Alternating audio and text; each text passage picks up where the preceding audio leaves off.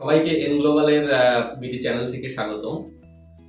আজকে আমি একটা বিষয় নিয়ে খুব আহ, বলতে ইচ্ছা করতেছে, সেটা হলো আমি যখন বেলজিয়ামে যাই তখন আমার প্রথম রাত। আমি বেলজিয়ামে যাওয়ার পরে আমি খুবই একাকিত্ব অনুভব করছিলাম। আমার কোনো পরিচিত ছিল না।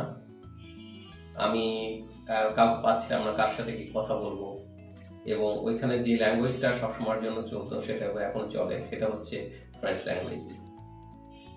অনেকে এটাকে বেলজিক ফ্রেঞ্চ বলে, কারণ ফ্রেঞ্চ যে ল্যাঙ্গুয়েজটা সেটা বিভিন্ন দেশে, ইউরোপের বিভিন্ন দেশে সমাদৃত। কিন্তু বেলজিয়ামে এবং ফ্রান্সে দুইটার আমি কিছুটা ডিফারেন্স খুঁজে পাই। যাই হোক, সেটা অন্য বিষয়। আমি যে বিষয়টা নিয়ে কথা বলছিলাম, আমার বেলজিয়ামে তখন সন্ধ্যা 6টা কিংবা 6:30 বাজে। আমার হঠাৎ করে মনে হলো যে খুব ঠান্ডা লাগতেছে, আমার খুব ঠান্ডা লাগতেছিল। তো চা খাওয়ার খুব ইচ্ছা হলো আমার, কিন্তু আমি কোথাও কাউকে চিনি না। হঠাৎ করে এক ভাইয়ের সাথে পরিচিত হলো। উনি রিসেন্ট বেলজিয়ামে গিয়েছেন, এবং উনিও নিজেও অনেক কিছু চেনে না, কিন্তু দুই একটা জায়গা উনি হয়তো বা চেনেন। ওনাকে অফার করলাম যে ভাই আমরা চলেন কোথাও চা খাই, যেহেতু বাঙালি আমরা একসাথে কোথাও চা খাওয়ার সিদ্ধান্ত নিলাম। আমি যে স্থানে অবস্থান করছিলাম ওইখান থেকে চায়ের দূরত্ব ছিল সম্ভবত 1.5 কিলোমিটার। আমরা দুজনে হাঁটতে হাঁটতেই সেখানে সেই চায়ের দোকানে উপস্থিত হলাম। চায়ের দোকানে উপস্থিত হয়ে আমার খুব একটা বিষয় আমার খুব আকর্ষণীয় মনে হলো, এবং আমি খুব নিজে ভাবছিলাম যে একটা চায়ের দোকানে এত ভিড় হয় কিভাবে। ওইখানে একটা জিনিস খুব আলোচিত একটা বিষয় ছিল, সেটা হলো যে চায়ের সাথে আমরা যে জিনিসটা পুদিনা পাতার চায়ের খুব টেস্ট ওইখানে রয়েছে, এবং বিদেশি এবং আরো অন্যান্য দেশের লোকজন এবং বাংলাদেশিরাও দেখলাম অনেকেই এটাকে এই চাটা খাচ্ছে।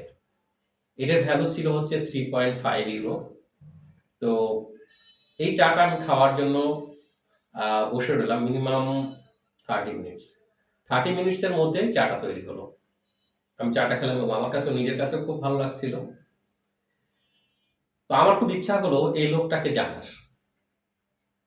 আমি বসেছিলাম মিনিমাম 2 ঘন্টা, 2-2.5 ঘন্টা বসেছিলাম। পরে যে লোকটাকে আমি খুঁজে পেলাম, ওই চায়ের দোকানের মালিক, তিনিও একজন বাংলাদেশী। আমার খুব আগ্রহ জাগলো তার সাথে কথা বলার জন্য। তার কাছে গিয়ে বাংলাতে কথা বললাম।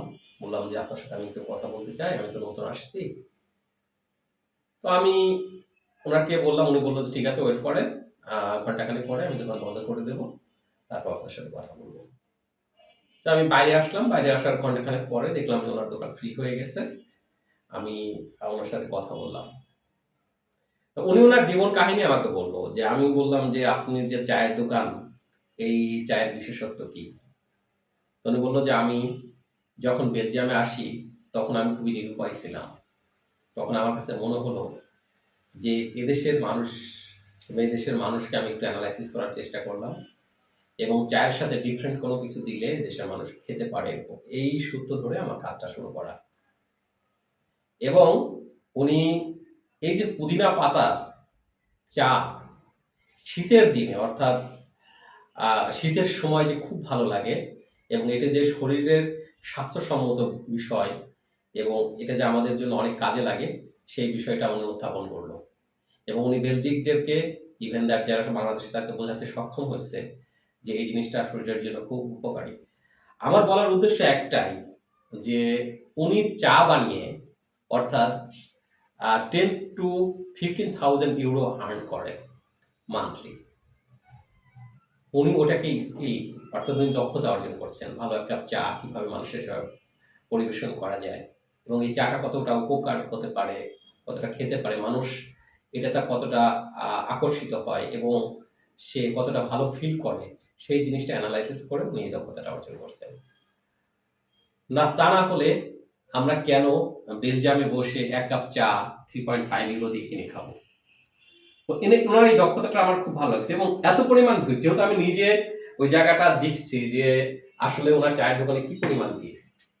তো আমাদের উচিত আমরা কোনো কাজকে ছোট করে না দেখি এবং প্রতিটা কাজকে আমরা ভালোভাবে দেখি এবং সেই কাজের প্রতি দক্ষতা অর্জন করি। সেই কাজের প্রতি যদি আমার সিনসিয়ারনেস থাকে, আমি যদি খুবই সিনসিয়ার হই, সেই কাজটা আমি করতে পারবো এবং আমি দক্ষতা অর্জন করতে পারবো। এবং দক্ষতা অর্জন করলে আমরা কোনো কিছু, যে কোনো কিছু আমরা সেটা চায়ের দোকান হোক, ভালো এক কাপ চা হোক অথবা পানি অন্য কিছু আমরা তৈরি করতে পারবো এবং মানুষের মধ্যে পরিবেশন করতে পারবো। সো আমাদের প্রতিটা জিনিসই উচিত কোনো ব্যবসা এবং কোনো ভালো চাকরিও যদি আমাদের করতে হয় সেই কাজের প্রতি ডেডিকেশন থাকা এবং ভালো দক্ষতা অর্জন করা। তো আমাদের উচিত যে দক্ষতা অর্জন করে ভালো কিছু করা। যদি সেটা আমরা করতে পারি তাহলে এটা আমাদের দেশের অর্থনীতিতে অন্যতম ভূমিকা পালন করতে পারে। ধন্যবাদ। ধন্যবাদ সবাইকে।